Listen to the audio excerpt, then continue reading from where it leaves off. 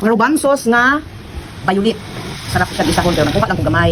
Nya alokbati. Bisur karlam. Nya nara kong gamay nga karuban sauce. Nya gamay pod nga kamunggay. Nya gamay pod nga saluyot nga malutong. Malutong ano ba tawag lapoy. Nya mo ni ako ang alokbati nga imayunon pa. Jadi pakuha na ako ang isa na ko kakabudi. Kay maggataan daw nako. Ni dili din siya lauyon, ginataan. Ang tawag ini ginataan. Ayan oh. Oh, sarap talaga pag taga-bukid ka. Yung mga gulay mo fresco, hindi nakaranas ng spray. Yan. Tapos ito, baka hindi pa niyo alam, ito ang pinaka-the best, sabi ng lola ko. Kaya kailangan daw, isali daw yan sa luto. Sabi na ng lola ko kaya ginagaya ko lang. Ayan. Tapos pag kinakain mo talaga yan, sarap talaga. Kung hindi ang lola ko, ayan, ayun ang natutunan ko sa lola ko. Ito, marami daw yung mga vitamins. Ayan, masarap maglauoy, lalo pag tanghali, tapos gataan. Ay, hindi talaga lauoy ito, ginataan. Excuse ha? Ano, matigas ulo mo kabudi. What? Udi, sakto naman siya. Karaban sauce, sabi niyo mo ito ganito Sarap yan.